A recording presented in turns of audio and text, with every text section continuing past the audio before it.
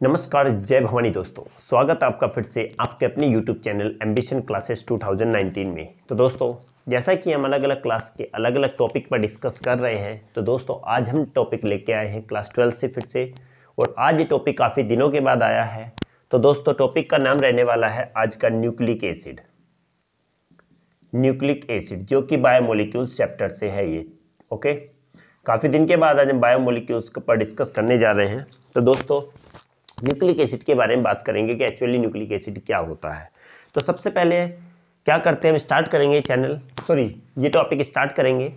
तो बिना देर किए, बिना टाइम गवाए स्टार्ट करते हैं, तो बने रहिएगा हमारे साथ। तो सबसे पहले दोस्तों हम बात करते हैं कि एक्चुअली क्या होता है nucleic acid.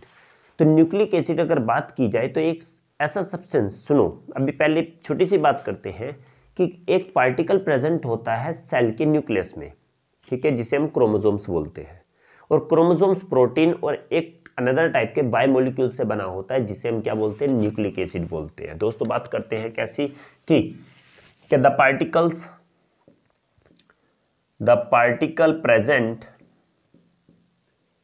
Particle present in the nucleus of cell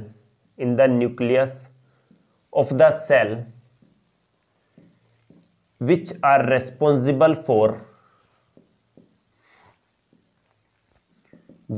responsible for heredity।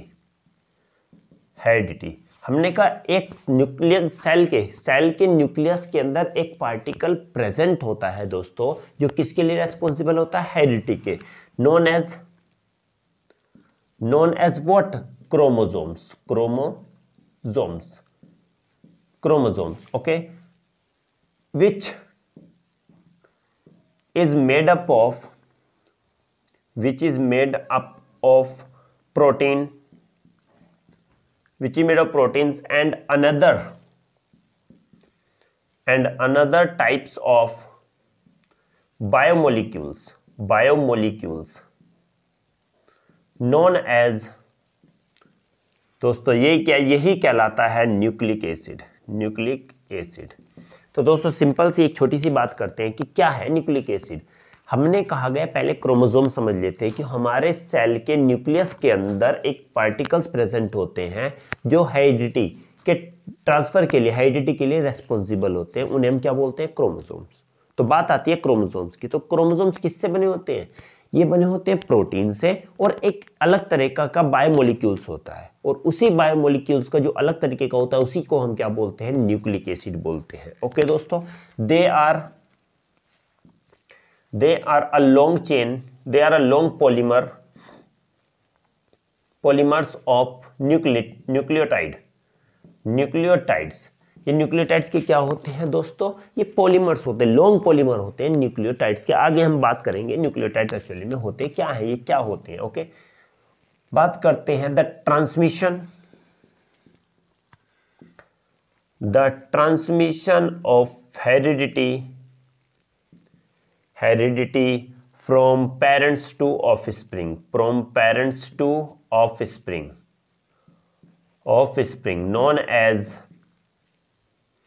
known as what, known as the transmission of characters known as heredity। Simple सी बात देख लेते हैं, एक बार वो बता देता हूं उसको क्या चीज होते हैं। कि पहली बात तो क्या करेंगे दोस्तों कि सेल होता है, सेल के अंदर न्यूक्लियस भी होता है, और न्यूक्लियस के अंदर एक पार्टिकल्स होता है जिसे क्रोमोसोम्स बोलते हैं, जो हेरिडिटी के लिए रेस्पॉन्सिबल होता है। एक पेरेंट से बच्चे के अंदर जो कैरेक्टर्स जाते हैं वो हेरिडिटी किससे आते हैं, क्रोमोसोम से ही जाते हैं, और ये हेरिडिटी कहलाता है। ओके, तो क्रोमोसोम्स की अगर बात आती है तो क्रोमोसोम्स किससे बने होते हैं, अमीनो एसिड से, प्रोटीन से बने होते हैं। एंड सेकंड वन एक अनदर टाइप का बायोमोलिक्यूल्स होता है जिसे बोलते हैं न्यूक्लिक एसिड। तो कह सकते हैं क्रोमोसोम दो चीज से बने होते हैं, प्रोटीन और न्यूक्लिक एसिड से। ओके, क्लियर, कोई डाउट तो नहीं है। नहीं, बात करते हैं कि क्या होते हैं। अगर पेरेंट्स, कोई भी अगर कैरेक्टर पेरेंट्स से ऑफस्प्रिंग में जाते हैं तो इसी चीज को हम क्या बोलते हैं, हेरिडिटी। ओके, बात करते हैं they are of two types, ये दो टाइप्स के होते हैं दोस्तों, सच एज डीएनए और full form deoxyribo deoxyribonucleic acid, deoxyribonucleic acid, nucleic acid, deoxyribonucleic acid and RNA. RNA means ribonucleic acid, ribonucleic acid. तो दोस्तों ये दो तरीके के होते हैं कौन न्यूक्लिक एसिड, पहला होता है DNA, deoxyribonucleic acid, and second one होता है what, ribonucleic acid. Is it clear? इतनी बात दोस्तों समझ में आई होगी। ओके, क्लियर हुआ? ये दो टाइप के होंगे, डीएनए और आरएनए के होते हैं न्यूक्लिक एसिड, दो पार्ट के होते हैं। चाहो तो दोस्तों आप इसका स्क्रीनशॉट भी ले सकते हैं, उसके बाद हम फिर डिस्कस करने वाले हैं इसके केमिकल कंपोजिशन पर। कुछ नहीं है, सिंपल सी चीज है, ठीक है। क्रोमोसोम्स प्रोटीन और एक न्यूक्लिक एसिड से बने होते हैं, एक अलग बायोमोलिक्यूल से, वही न्यूक्लिक एसिड कहलाता है। ये क्या होते हैं? लॉन्ग पॉलीमर्स होते हैं। किसके? लॉन्ग पॉलीमर्स होते हैं न्यूक्लियोटाइड्स के। ओके, आई होप की स्क्रीनशॉट ले लिया होगा दोस्तों। ओके, बात करते हैं इसके अलग पार्ट की, केमिकल कंपोजिशन। केमिकल कंपोजिशन का क्या क्या होता है? ओके, किस किस चीज से बने होते हैं ये न्यूक्लिक एसिड की बात आती है, किस किस चीज से केमिकल कंपोजिशन, कौन कौन से इसमें केमिकल्स होते हैं। Okay, first of all chemical composition, chemical composition, chemical composition of nucleic acid. Okay, लिख देते हैं दोस्तों, अच्छे से लिख देते हैं, chemical composition of nucleic acid. Okay दोस्तों, न्यूक्लिक एसिड के केमिकल कंपोजिशन क्या होते हैं? तो दोस्तों क्या होता है कि जब सबसे पहले हम क्या बात करेंगे कि न्यूक्लिक एसिड डीएनए, डीएनए क्या होता है कि जब हम इसको कंप्लीटली हाइड्रोलाइज्ड करते हैं, ठीक है, जब हम इसको कंप्लीटली हाइड्रोलाइज करते हैं तो डीएनए के, तो इसमें तीन चीजें बनती है। क्या क्या तीन चीजें बनेंगी? पहला बनेगा पेंटोज शुगर, सेकंड बनता है फॉस्फोरिक एसिड, और थर्ड बनता है जिसमें क्या होता है, एक हाइड्रोसाइक्लिक कंपाउंड जिसके अंदर नाइट्रोजन होता है। ओके, क्या लिखेंगे? देखेंगे, when we hydrolysed the DNA completely,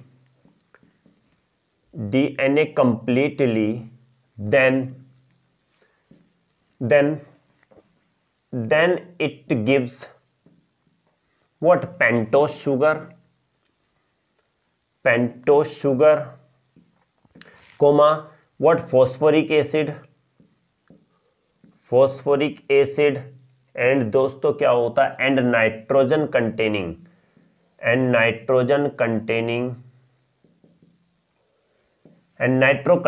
heterocyclic compounds। तो क्या होता है जब हम इसको हाइड्रोलाइज करते हैं, डीएनए को कंप्लीटली हाइड्रोलाइज करेंगे तो ये तीन चीजें देगा। First one is the pentose sugar, second one is the phosphoric acid, and third one is the nitrogen containing heterocyclic compound. Heterocyclic वो होते हैं जिसमें इवन नंबर में क्या नहीं होते, कार्बन एटम नहीं होते हैं। तो हेट्रोसाइक्लिक कंपाउंड देता है जिसमें नाइट्रोजन होगा, फॉस्फोरिक एसिड देगा, और क्या देगा? Pentose sugar. कब? जब हम डीएनए को कंप्लीटली हाइड्रोलाइज करेंगे। तो बात आती है शुगर मोइटी की। द शुगर मोइटी, ये भी बहुत इंपॉर्टेंट बात आती है, MOIETY। The sugar moiety in DNA is, क्या होती है? Beta D what? Beta D deoxyribose, beta D two deoxyribose, beta D two deoxyribose. कौन सी होती है? डीएनए की अगर बात करते हैं तो इसमें शुगर मोइटी कौन क्या होती है? Beta D two deoxyribose, and in RNA is beta D ribose. Okay, beta D ribose. Clear? तो बीटा डी लिख सकते हैं इसमें बीटा करके, बीटा डी राइबोज। तो दोस्तों बात करते हैं इसमें क्या होगा, कंप्लीटली हाइड्रोलाइज करेंगे इतना देगा। शुगर मोइटी की बात करते हैं, डीएनए में जो शुगर मोइटी होती है इसमें शुगर प्रेजेंट होती है, वो कौन सी होती है? Beta D two deoxyribose, beta D two deoxyribose, and in RNA beta D ribose. Okay, I hope कि समझ में आया होगा। चाहे तो आप स्क्रीनशॉट भी ले सकते हैं। दोस्तों अब इसके स्ट्रक्चर की बात करने वाले हैं।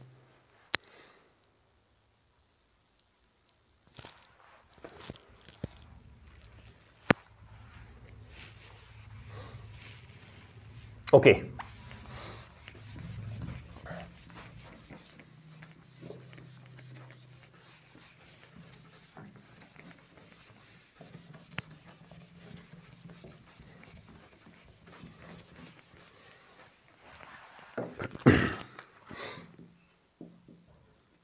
स्ट्रक्चर की बात आती है दोस्तों, structure of nucleic acid.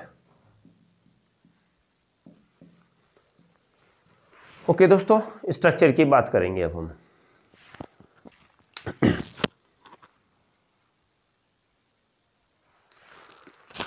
Sorry दोस्तों, स्ट्रक्चर की बात नहीं कर पाएंगे, ये हम नेक्स्ट वीडियो में बताएंगे, क्योंकि हमारा भी थोड़ा नेटवर्क प्रॉब्लम सा हो रहा है, ठीक है, थोड़ा क्लियरिटी नहीं हो रही है। तो दोस्तों हम उम्मीद करते हैं कि आपको अब तक का ये समझ में आया होगा, chemical composition of nucleic acid. Sorry for that कि ये टॉपिक हम नेक्स्ट क्लास में डिस्कस करेंगे। तो दोस्तों उम्मीद है कि आपको ये अच्छा लगा होगा। दोस्तों अगर अच्छा लगा हो तो चैनल को लाइक शेयर और सब्सक्राइब जरूर कीजिएगा। हम जल्दी ही आगे इसका पार्ट भी लेके आएंगे। ओके दोस्तों, मिलते हैं अगली क्लास में एक नई एनर्जी के साथ।